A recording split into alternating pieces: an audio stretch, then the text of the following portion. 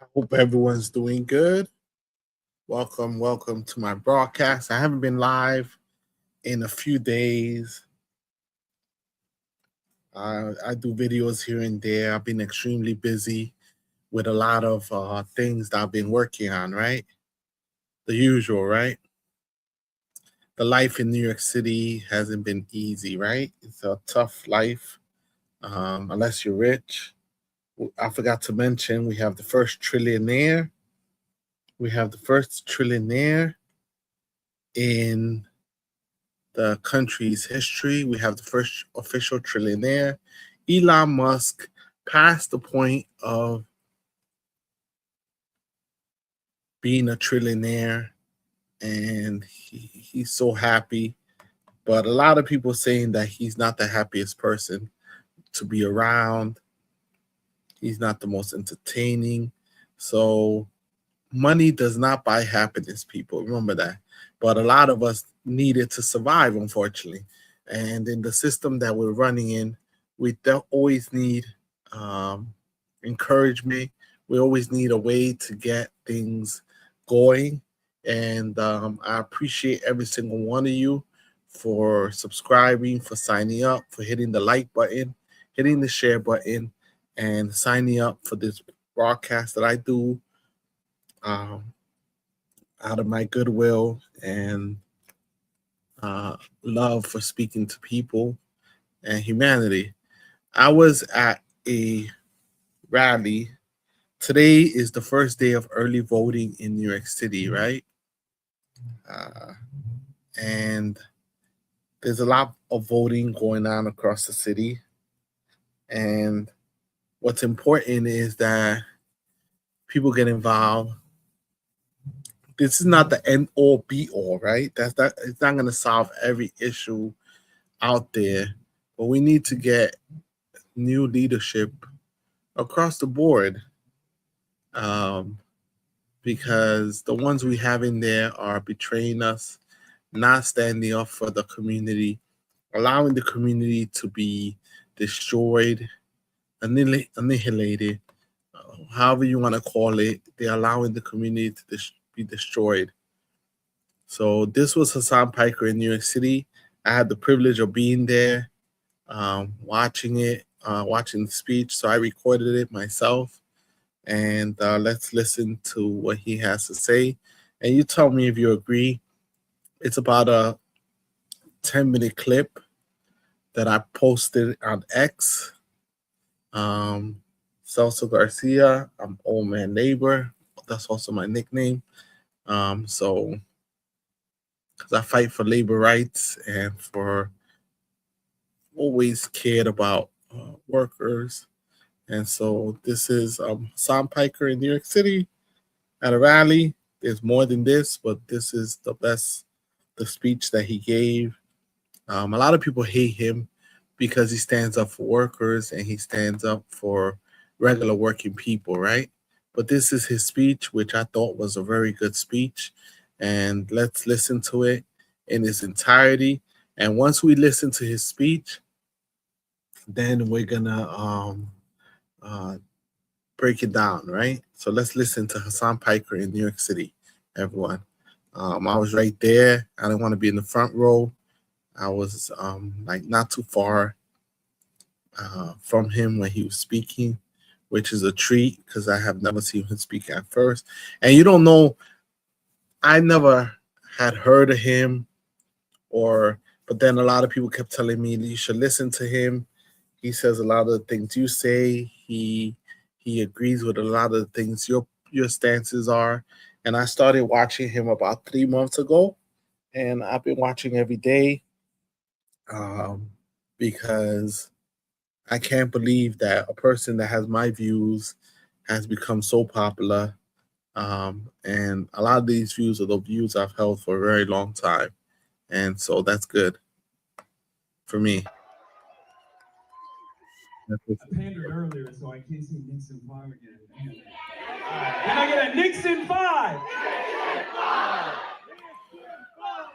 Nixon 5! Nixon 5! Nixon 5! Nixon 5! Nixon 5! There is no place I'd rather be than with all of you here tonight in New York City. Thank you so much for being that's here. me in the Really mean it. background And screaming. Thank you to New York Farley. City DSA for giving me the opportunity to talk to all of you tonight. Move to New York! Move to New York! You guys can't say that every time. I'm here to talk about serious things, okay? Maybe I'll move to New York City, but that's not so serious. They started those rumors, huh? I want to talk to you about why I'd rather be here tonight more than anywhere else all around I'm the ready. world. I put And up that's a because post. here in New York about City, you are on the front lines of one of the most important battles. You are, in many ways, the vanguard of a struggle that is taking place all over the country. Exactly. And every one of us in here, and even all around New York and all across the United States of America, can see what's going on. Amidst the depravities of Donald Trump and worsening wars around the world, we can see that here in America, change is happening amongst the people themselves. Where the people are finally taking power back from corporate entities and back from the corrupt establishment Republicans and the Democrats too. From the student movements to the door knockers to the old white suburbanites, from the disenchanted liberals who voted for Hillary Clinton, who now say Bernie was right, to the excited socialists who are always there, more and more people recognize the extraordinary times that we are living through. And they want something different. People, in other words, are demanding a politics that works for them. And we see it in all sorts of different places. We see it in the dozens of states where communities reject building new data centers, where you have Republicans saying they will never vote for another Republican again as long as they allow those data centers to be built in their backyards. And we saw it in Minneapolis, or in the streets outside of Delaney Hall. More and more people are demanding a different politics, something not beholden to corporate or pro-Israel or imperialist interests. Free Palestine! Free Palestine! For the longest time, free Palestine. For the longest time, I thought we were so far away from socialism, and we might still be far away from socialism, but we do have an opportunity right here, right now, more than ever before, and we must seize that opportunity, and you all must continue your own disciplined organizing for that to happen. That is the challenge.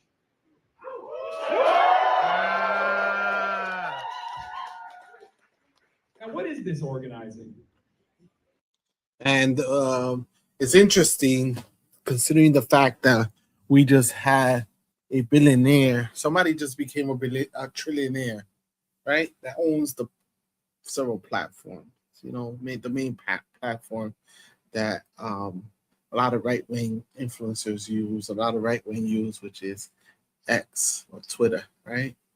And so he has really gotten Elon Musk to set some pipe, which is something that often you don't want to, everyone placates to him, including Donald Trump.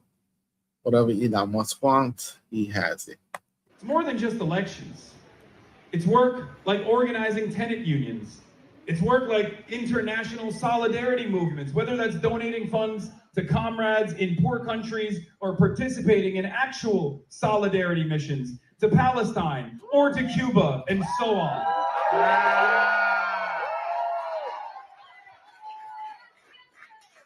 But it's also work like labor organizing or work like political education of yourselves and others. And let me tell you something from my own personal experience. If this organizing and this work was not impactful, the federal government would not be coming after people like myself.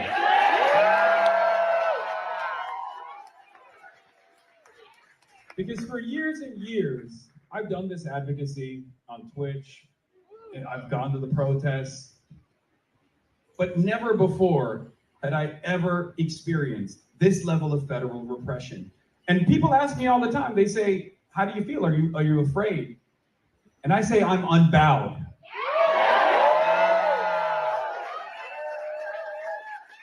The reason why I'm not afraid is because I'm surrounded by comrades like all of you. Because if we did not have something real here, if we did not have something that threatens the halls of power, they would not be coming after people like myself. In the words of Donald Trump, This is the moment that they're got not people coming upset. after me. They're coming after you. I'm just standing in the way. What do you think about his Donald Trump impression, huh? Was it a good Donald Trump impression? Let's listen to it one more time. Coming after you. I'm just standing in the way.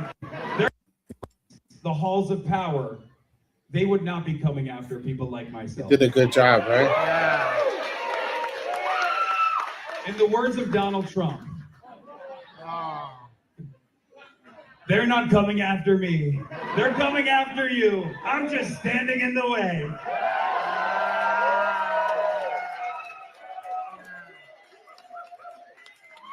But remember, organizing is very important. And this organizing doesn't just mean aiding and abetting your comrades. It also means something else. It's the cultivation of something shared, something special among all of us in the cause.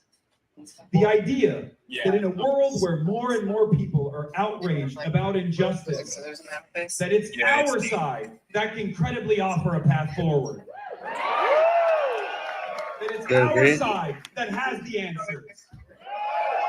That it's our side that understands exactly how serious this moment is and how dire the situation is. It's our side and not our rivals for power.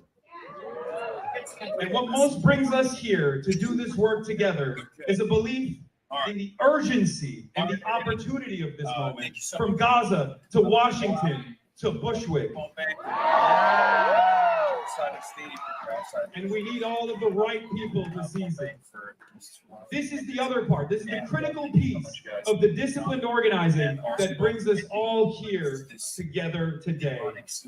I believe that DSA New York Slate is a group of people so talented, so dynamic, that this group will do even more than Zoran can.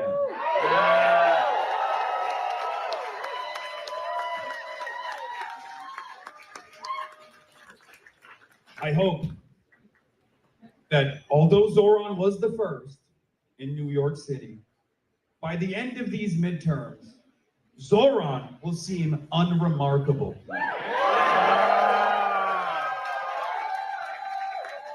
Because by then, we will have elected so many brilliant fighters into legislative offices throughout the New York City and the state.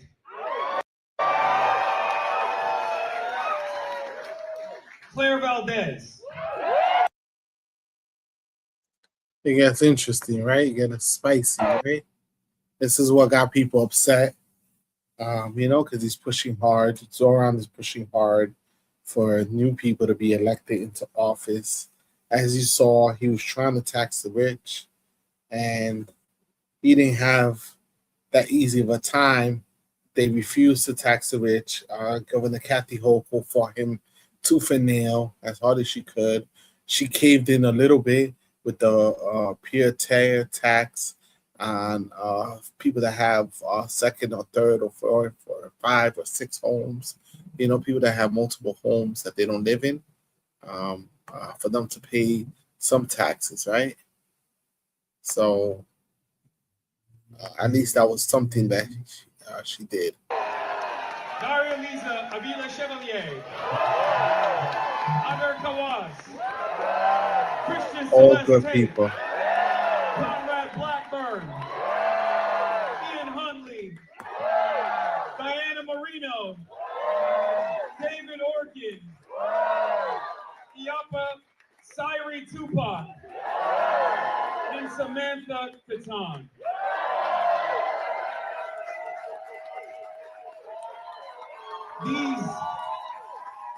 These are your comrades.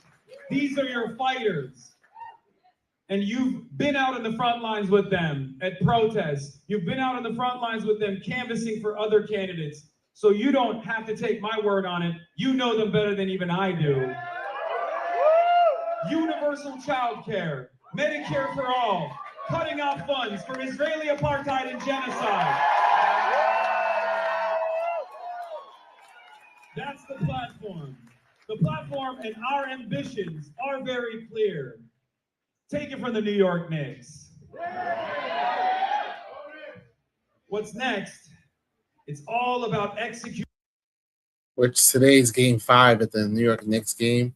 If you saw the Knicks game, it was crazy. I haven't watched basketball in a long time, and it was just crazy results. And just like Zoran unexpectedly wiped out Cuomo, that's the type of thing that we hope for. Through adversity. So I must remind you, stay hungry, stay desperate, and we can win the future. Thank you.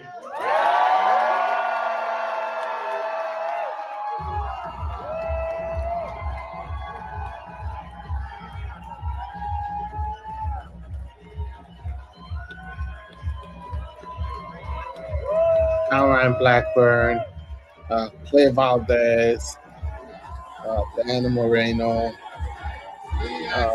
Albert Kawas, David Orkin, all candidates running for office in New York City. And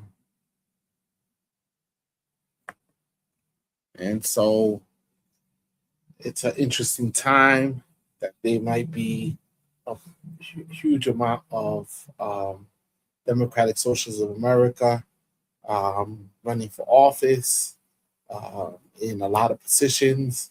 And I can be honest with you, the establishment feels very challenged by this, right? The establishment feels very challenged by this.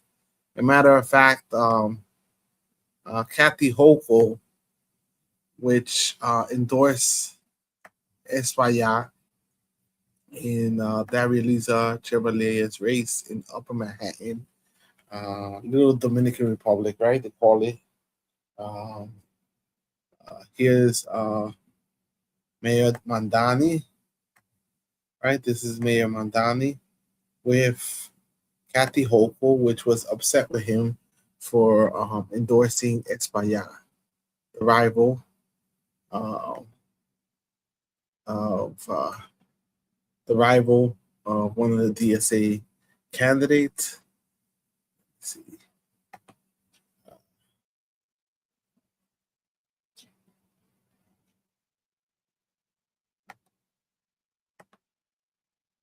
Right?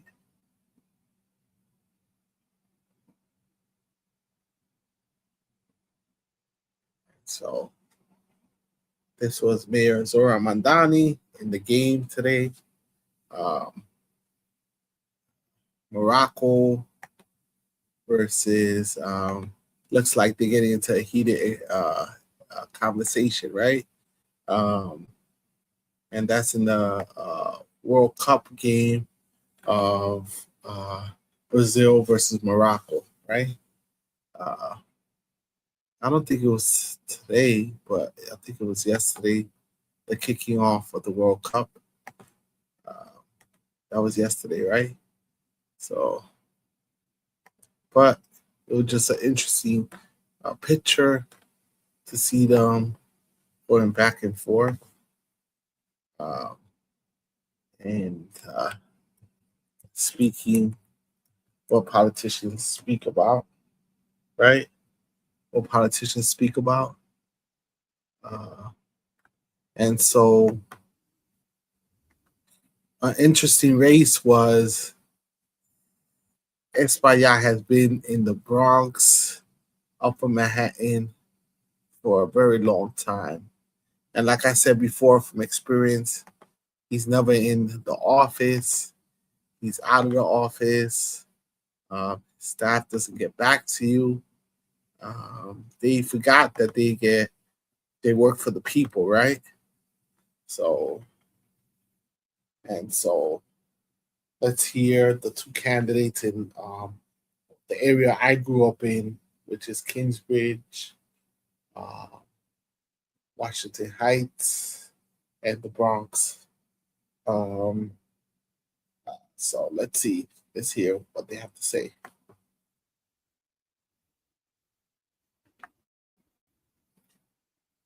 From super PACs. Mr. Espaillat, let me start with you here. Your opponent has criticized you for taking money from AIPAC and associated donors. In fact, you're listed on AIPAC's website as a candidate to support. So are they spending, to your knowledge, on your behalf? And do you denounce any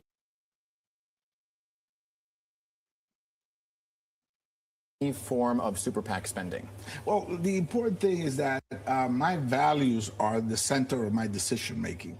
The constituents that I serve are the ones that tell me how to vote. They're the ones that tell me what the budgetary priorities are. Hold on, let's see. Let me see something.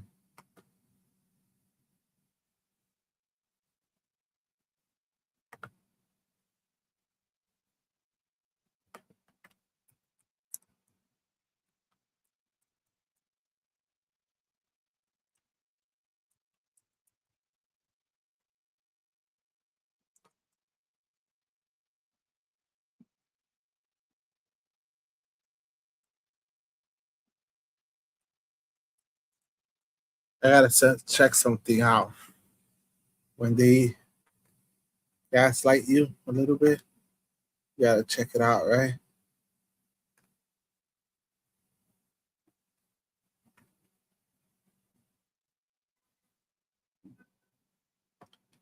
Oh my, oh my.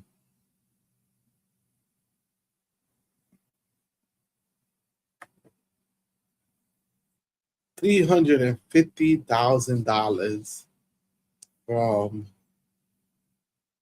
pro-Israel PACs. So different PACs have poured $350 million into the race. This is for Congress, $350,000 and 91 cents, right? That's not just in. He also has the Hispanic Caucus in Congress, the Congressional Hispanic Caucus, the Progressive Caucus pumping a lot of money into this race, and is spending about additional $5 million. The Bold PAC is spending a lot of money too. Hakeem Jeffries was just in Harlem. Hakeem Jeffries was just in Harlem trying to support Espaillat, right? So Hakeem Jeffries was just in Harlem trying to support Espaillat. So let's hear what he has to say, Espaillat. What this legislation that I am pushing must be, what the public policy must be. You know, I go by my values.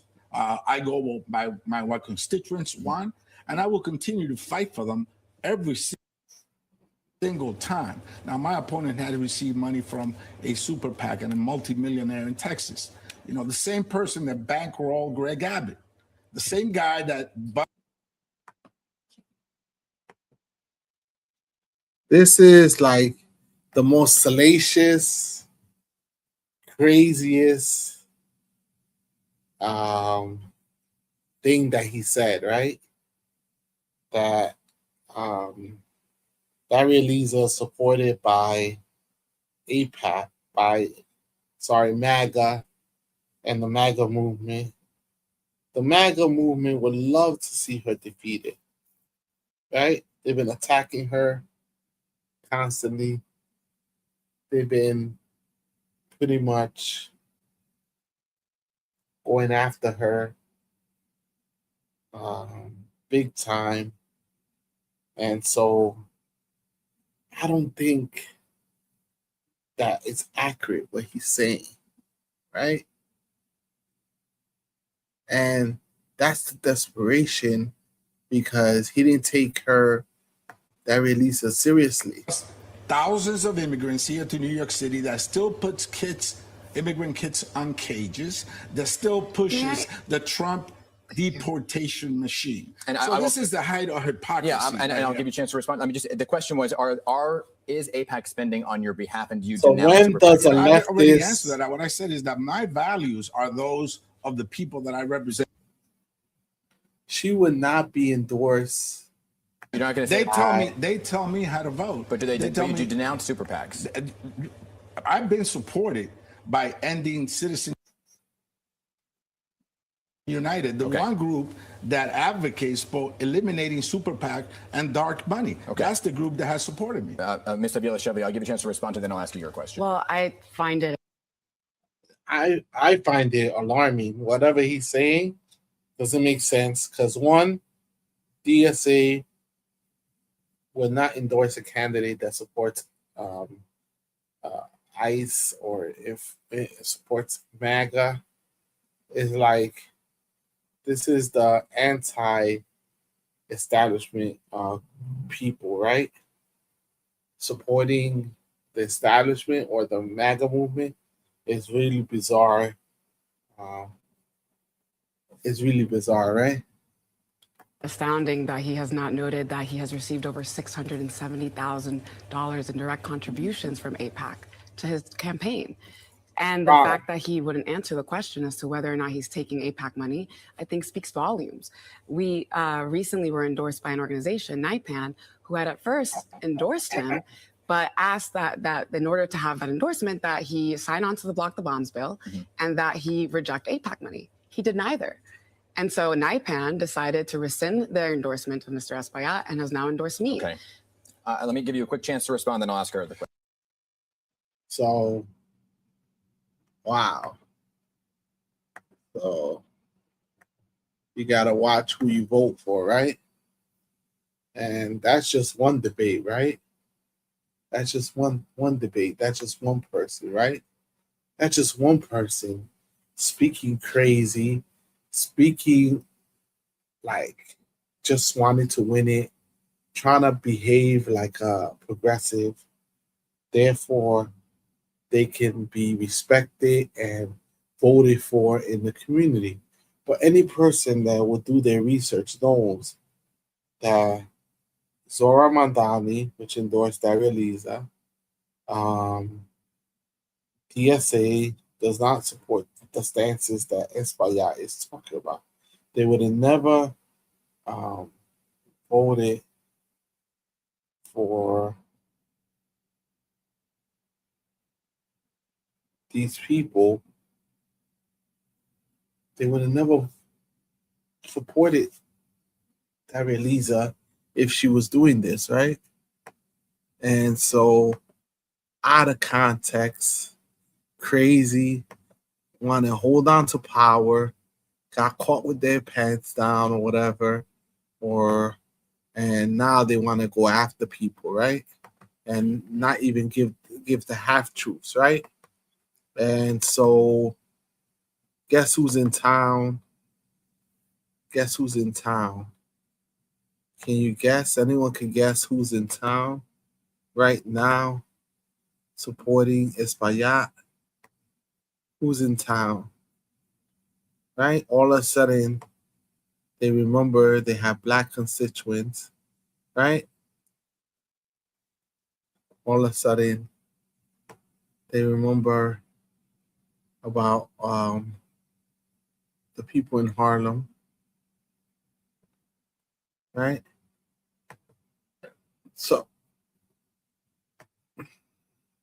have been leaving or being pushed out under the watch of Espaillat, right? So he's saying, trust me, vote for me. today, Congressional Black Caucus leader joined Representative Adriana Espaillat, local leaders, to make major campaign announcement.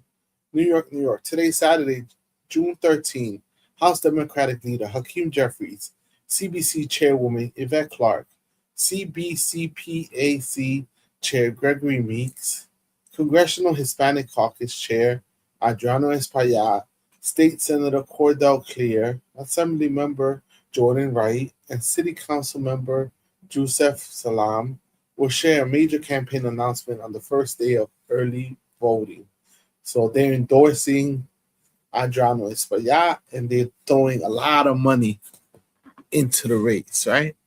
They're pumping a lot of money into the race this late in the contest on ads and pumping the whole system, trying to sway the process, even though he said that he's against Citizens United and he would do everything possible to destroy it and he will vote against it. It seems that he's no longer invested in that. He was just double speaking. And that's why we cannot trust, right? That's why we cannot trust the establishment candidates, right? We cannot trust the establishment candidates. The same thing with the Claire Valdez race,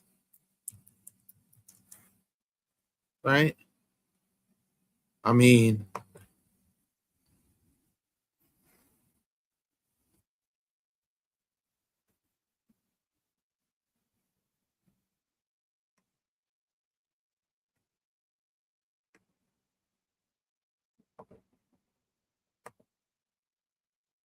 so let me show you today.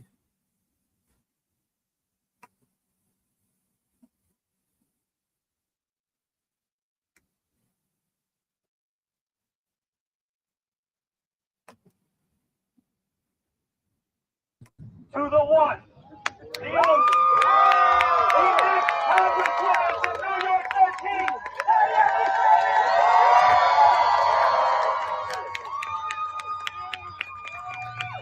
Are you ready to win? So with that being said, I'm now going to pass it over to the one, the only, the next Congresswoman from New York 13.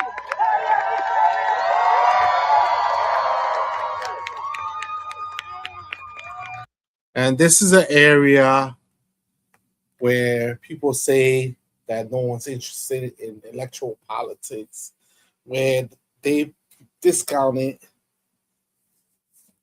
the people in the neighborhood, where they said that the people don't care about what's happening to them. They don't care about the increasing rents. They don't care about the increasing amount of gentrification and landlords abusing them. They don't care about having heat or having cold water. They don't care about having a decent living or a decent job. These are people that are coming out and voting. And it seems that the whole Democratic establishment is using the same script in New York, right? They're using the same script to try to push out insurgent candidates. And this is what they've been doing for years, right? Right? They've been doing this for years. They've been pushing out insurgent candidates. They've been pushing out anyone that doesn't agree with their way of doing things.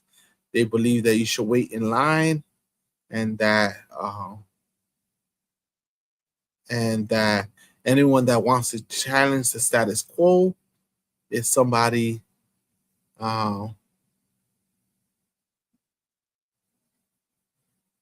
is not doing what they're supposed to be doing, right?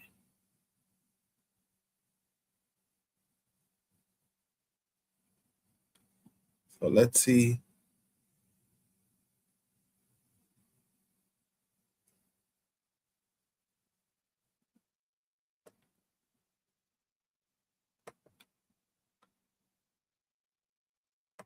So this is what they're doing. And even Hassan is going around as a campaign worker,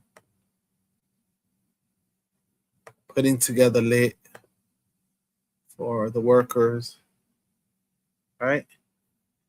Putting together bundles so people can hand out at people's doors in the door knocking operations that they're having.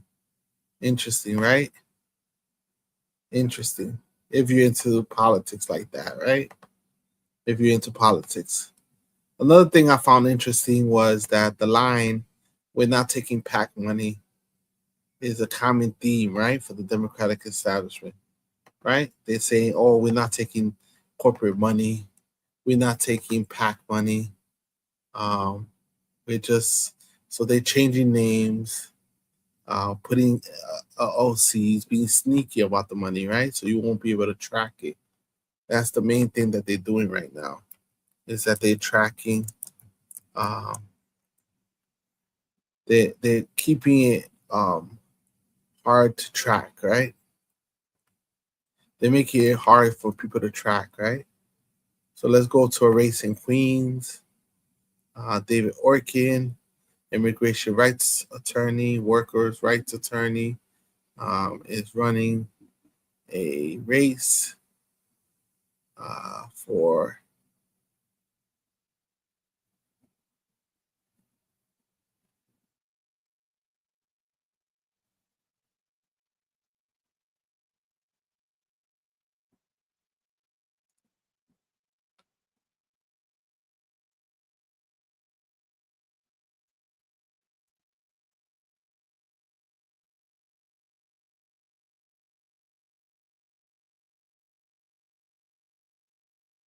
this is tomorrow. We're gonna have a canvas with David Orkin. Ridgewood can't afford to win. Transport goals 915 Wyckoff Avenue. Abir Kawas, David Orkin, Claire Valdez, and Samantha Katan in a joint canvas from 10:30 in the morning. And then the canvas starts at 12.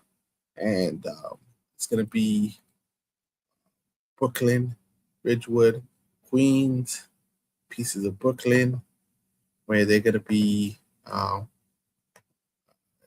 hopefully there'll be a good turnout of people. Right, David Orkin, respectable man. Claire Valdez, Samantha Katan, and Abir Kawas. Right? People I support. Right? That's tomorrow. For the people, you can look at David for Queens. David for Queens. If you want to watch it and you want to sign up, if you want to show up, knock some doors, get some people out. This is something that we need change, right? Really bad change. We need change from the Democratic establishment, from the Republican establishment. We need people that are going to fight for the working people. That's what we need, right? We just need people that are going to fight for workers. Right? That's what we need. And tonight is the next game, game 5. And so, interesting, right? So,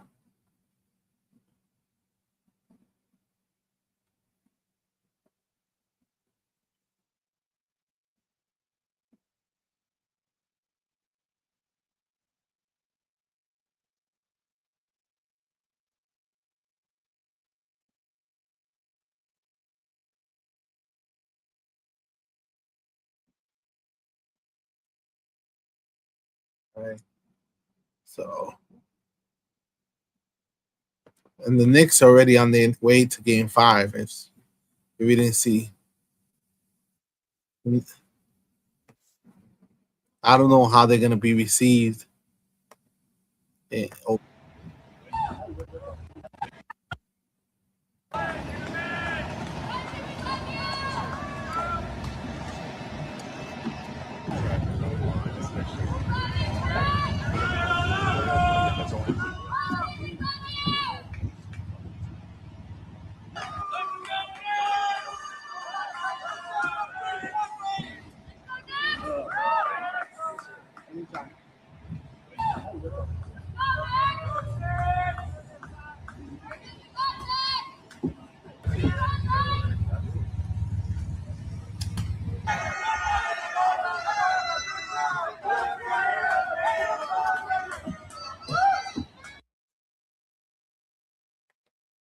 Who you cheering for? The Spurs, San Antonio Spurs, or you cheering on for the Knicks tonight, right? Who you cheering on? Come on, people. Don't cheer on the wrong team, right?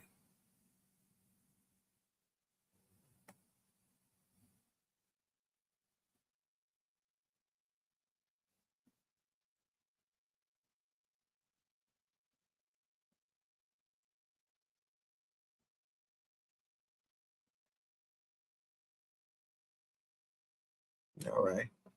So that's why he's getting topsy-turvy. New York politics. It's getting interesting. Topsy-turvy, right? Topsy-turvy. It's getting interesting. They're throwing everything they got at making sure that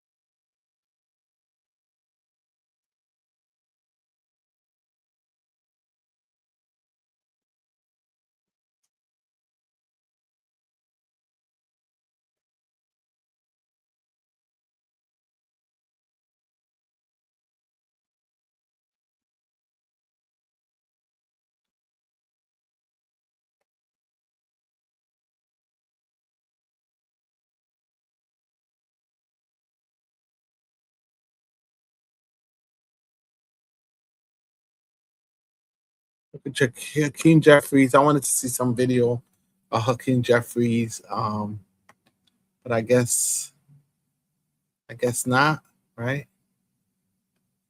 Right?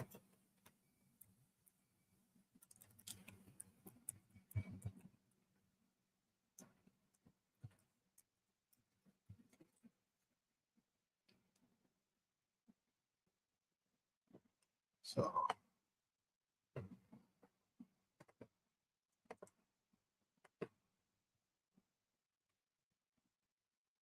and so that was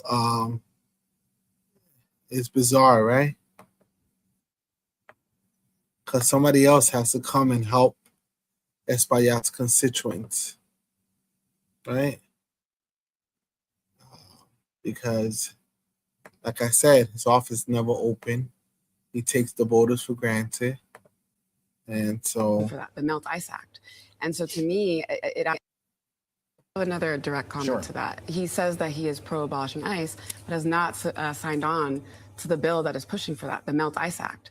And so to me, it actually hurts me to hear that he is someone who has felt the impact of immigration enforcement and yet refused to show up for my friend Mahmoud Khalil.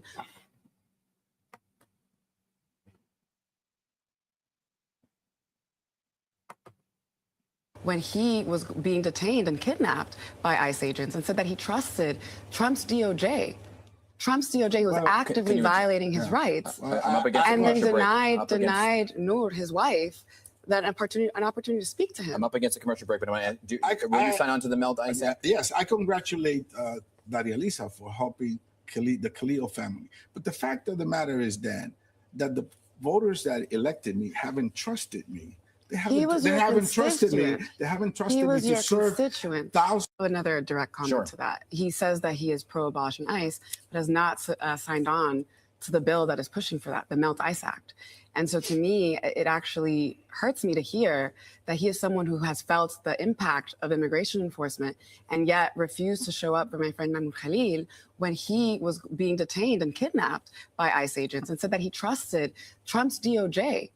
Trump's DOJ was actively violating his rights, and then denied Noor, his wife, that an opportunity to speak to him. I'm up against a commercial break, but will you sign on to the Melt Ice Act? Yes, I congratulate Daria Lisa for helping the Khalil family. But the fact of the matter is, Dan, but he should have helped them.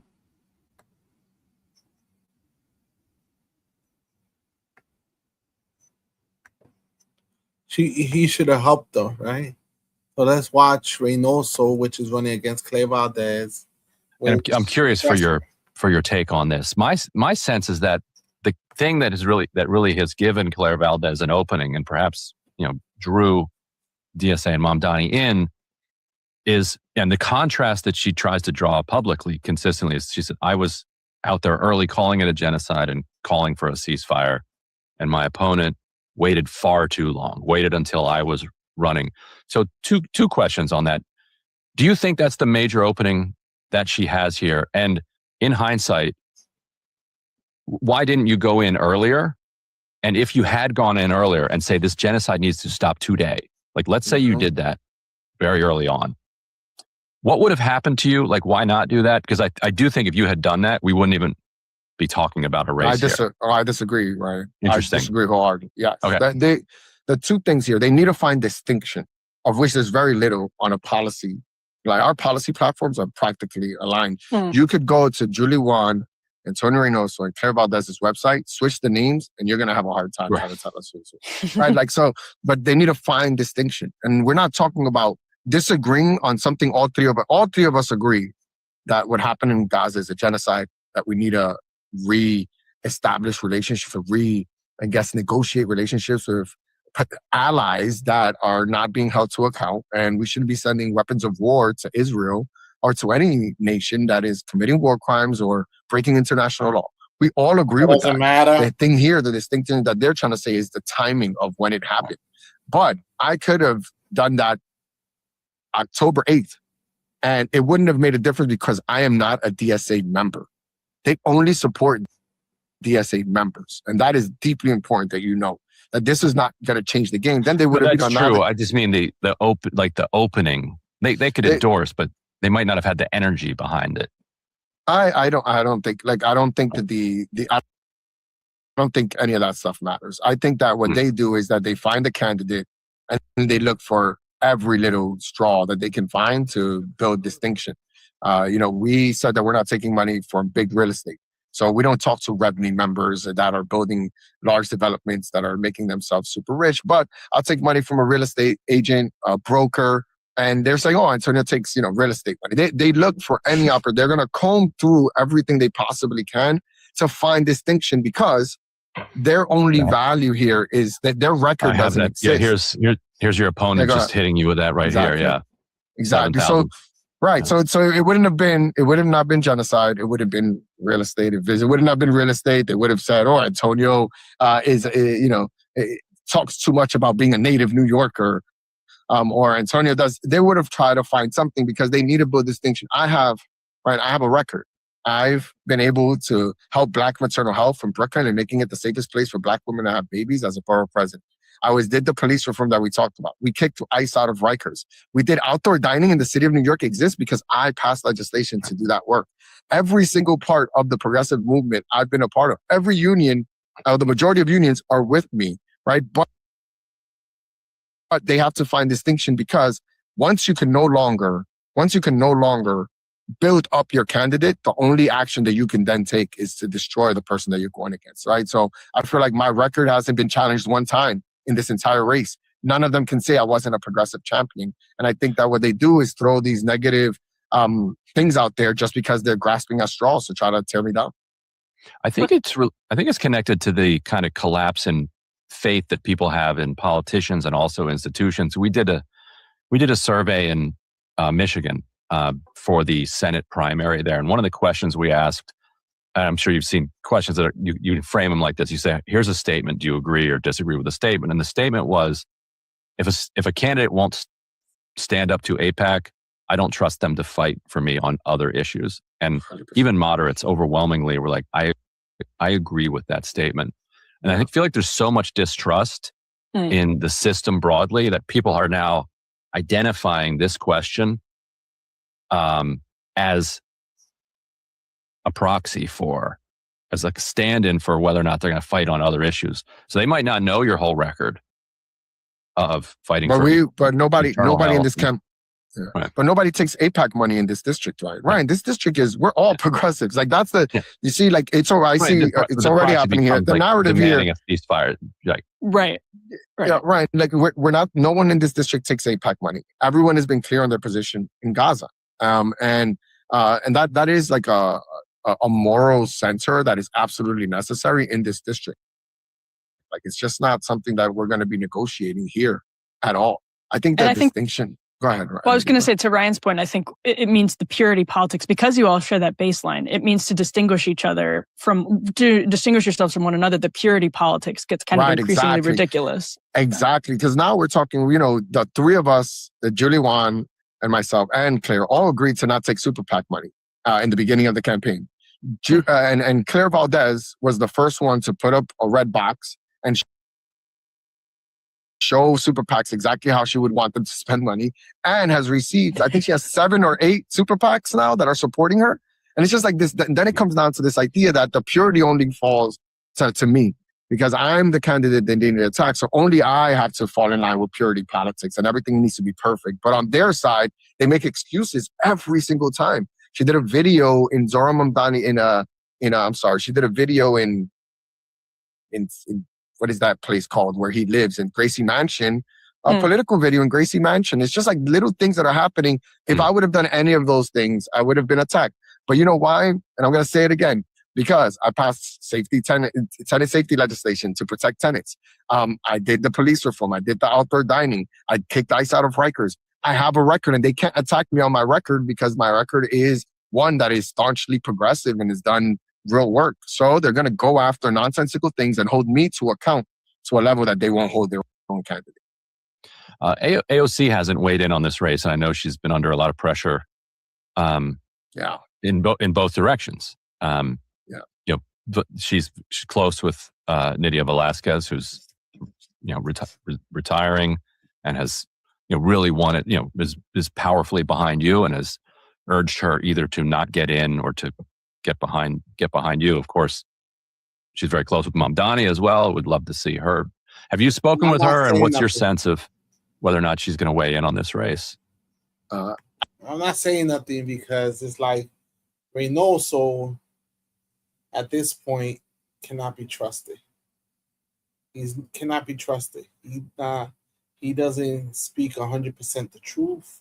He kind of like puts grease on the glove before he does stuff to you. You understand? And then says he never did anything to you. So very slippery. And I cannot trust his judgment, Before I would say, it's better he stays as borough president. But I don't know if I could trust him as a politician, right? I don't know if I could trust him as a politician, because it seems that he's not very trustworthy on his word. He starts to attack the left, believe that, and that's what he does. Alexandria Ocasio-Cortez sees that anybody that wins this district would be good for the progressive movement in New York City. And this is just one where folks like her might not be seeing too much daylight and might not want to put resources into a district that's like very safe. It's not a red to blue or purple seat opportunity here. It's like, okay, this is the most progressive district in this country. We're gonna get a very progressive person in there. But also, I think that she respects Nydia Velázquez and her history. She knows it. And she knows that she was the only Puerto Rican woman elected to office, the first Puerto Rican woman elected to office, that she was fighting against the democratic machine for 20 years before somebody got elected to assist her, and for her not to be alone. What she's done for Puerto Rico and being its, representative, not technically or legally, but just being one of the few Congress people that stand up for Puerto Rico. I think she understands all that and is probably going to stay out of this race.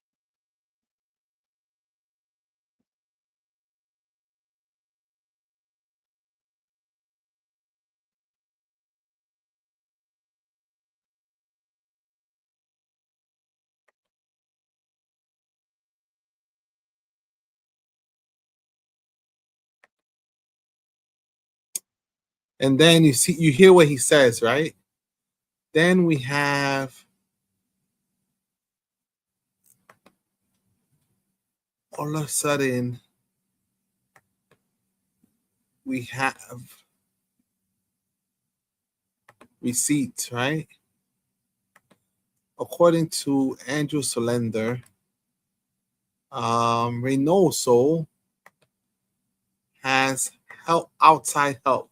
The group is about to drop a $400,000 ad buy in the New York City media market per FCC filings. And then there was another one, right, that spent $600,000 on ads on behalf of Reynoso. So he claims that he doesn't know where this money's come from. He doesn't know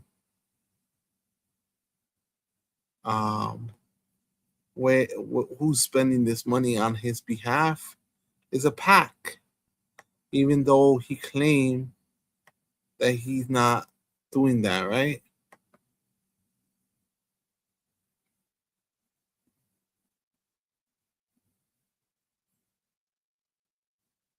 Right? So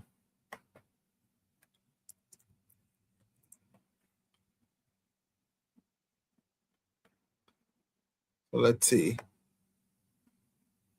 It gets deep, right?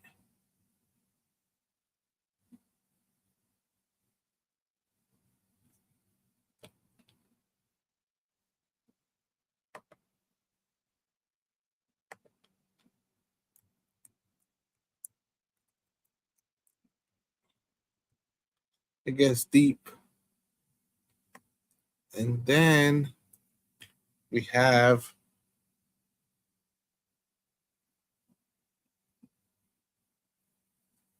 let me see if I can find it.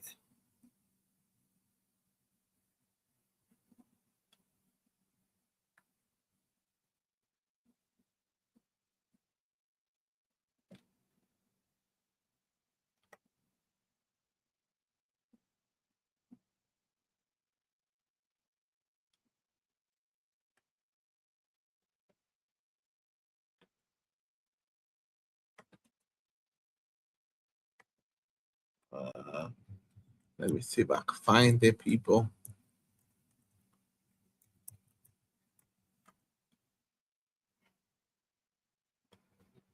So this is Reynoso's story, but it doesn't add up, right?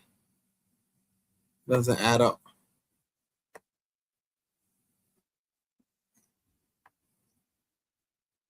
They intended to wage a full-on genocide in Gaza.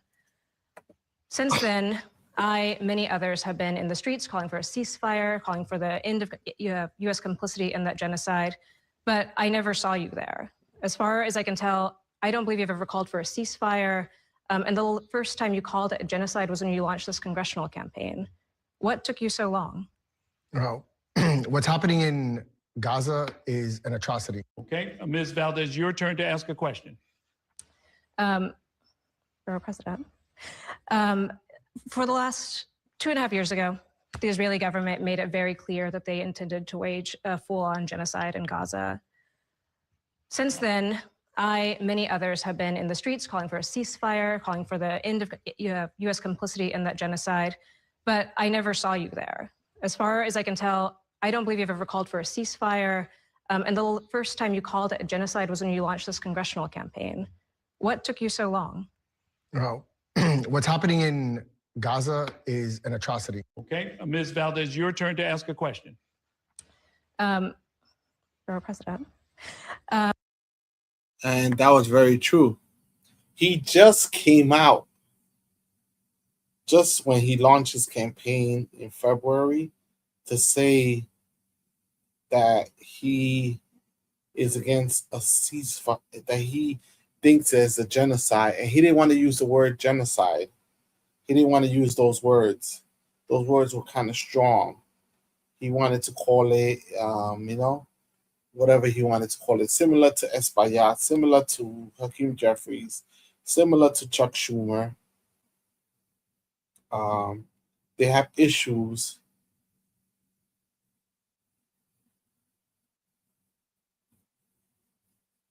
So it's just bizarre, right? It's just bizarre. what I see is just crazy, right? That we have this type of environment, where candidates can't tell us the truth, but we can find out easily the truth of what's happening, right? Let me go to another race. I'm jumping around different races in New York. Keep up with me. You can look it up. I'm just messing with you. So now let me jump into another race that I would like to talk about a little bit.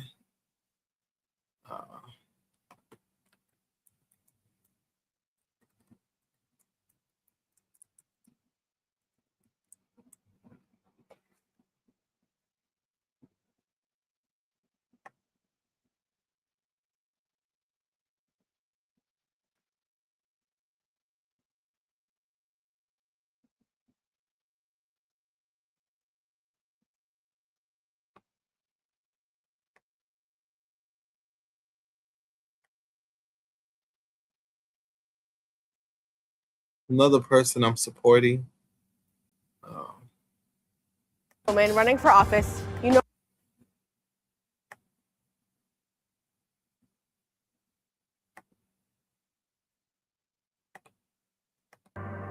I'm Abir, candidate for State Senate in District 12, and our campaign is gaining steam. But as a Palestinian Muslim woman running for office, you know our momentum is going to bring some pretty ugly attacks. One that the right is already obsessed with, an absurd claim that I held the Hamas flag at a protest a decade ago. It's BS. It was actually a scarf printed with the Shahada, a common religious symbol, like the cross or Star of David, and it's everywhere. It's a statement of faith, and standing up for justice has always been part of my faith. This is the same thing that right-wing forces and big money interests tried to do to Mayor Mamdani. But the truth is, my organizing has always been rooted in peace, justice, and solidarity with the oppressed everywhere, and always nonviolent. Maybe that's what really scares them. So before you hear the nasty lies and hate that they're going to be throwing at me, know the facts. And know that their insane, racist fever dream won't stop me from fighting for our community here in Queens.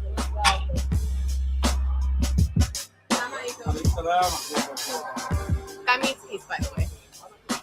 Just ask Elmo.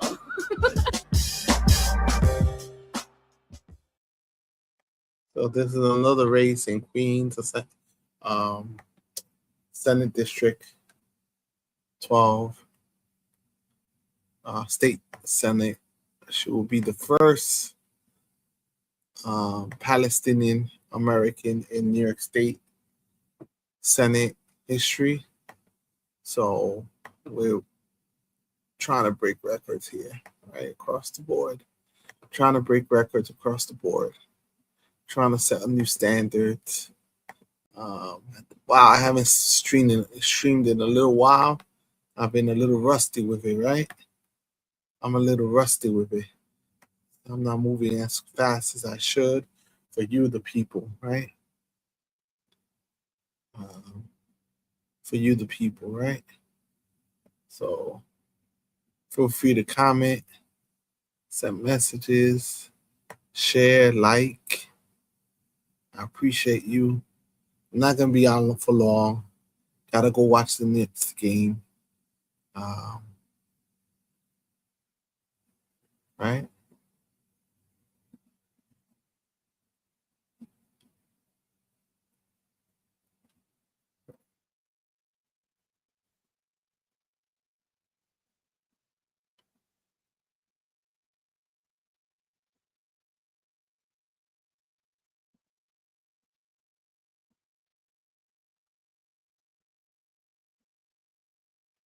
So, but I appreciate you all for joining me.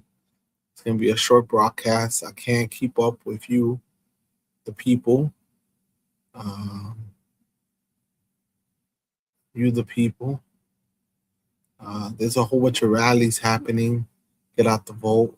But the most important thing is what you should do is vote New York City, right? Vote. Let's make this earth-shattering year where the vote is so high. We got to change the trajectory of the city, make it better for everyday New Yorkers, make it better for ourselves, because we've been losing the city for a long time, right? We've been losing the trajectory for a long time.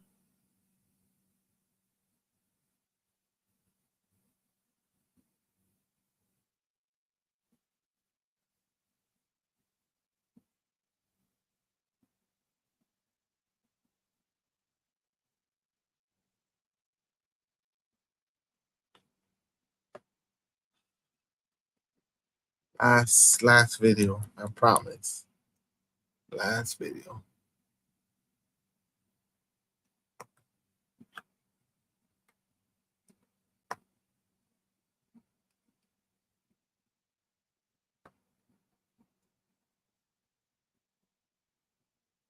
Early voting, soccer, all at once, right? All at once. Support the channel, hit the like button, hit the share button. This is Zoran showing up. This is they painted the train station with New York Knicks colors for today. Even though it's not a home game, they're still getting ready around Madison Square Garden. There's watch parties that people are attending to watch the New York Knicks play and try to win the championship, right? Thank you for everyone for joining me. Get in tune, vote, whatever you do, go out and vote. Vote for the person that you think is the best candidate. Get out there. They don't want us to vote because they know that when we vote, we have power. When we speak our mind, we have power. Let's show the rest of the world that we can come out and in large numbers, right? When you have the right candidates, you got the right energy, you got the right people, people will come out and vote. We set a record during the mayor election. It was a record in turnout, the most turnout we had in the last close to 50 years, right? The most turnout, people are out there voting, knowing that we can make a difference, change the trajectory of the whole system that keeps us down and keeps us living paycheck to paycheck. Let's change this, right? We can do it if we stick our minds to it and we work together, organize, and push as hard as we can for the people that we believe in. And I'm not saying you got to believe in the people I believe in or the things I believe in, because we've been burned, right? A lot of us have been burned by politicians. A lot of us been burned by promises, empty promises. But we've seen that Zoran Mamdani, that AOC are the biggest fighters we have. And then we have a whole bunch of other DSA, Democratic Socialism America candidates across the country and across New York City that have been fighting for workers and on the right side of working class issues. So I appreciate you all for spending time with me and listening to me go on. And I tell you, enjoy your day. And love the Hassan Piker speech. I would love to speak to him, interview him on my stream. Also interview Zoran, Claire, Abir, Samantha Katan, David Orkin, Celeste Tate, Blackburn, Ilapa, there's a whole bunch of people, but there's also a lot of people that still haven't run for office and are involved and help out and do a lot. So it's not easy. It's not easy. It's a long process. Let's do it. Let's do it together. And let's keep fighting for the city that we deserve. Thank you, everyone. Have a good night. And I'm going to see you when the Knicks win tonight in the championship, right? The World Cup is going on at the same time. A lot is happening, right? A lot is happening. Only we could keep up with all the things that are happening. I appreciate you. Don't forget to hit subscribe, follow, share.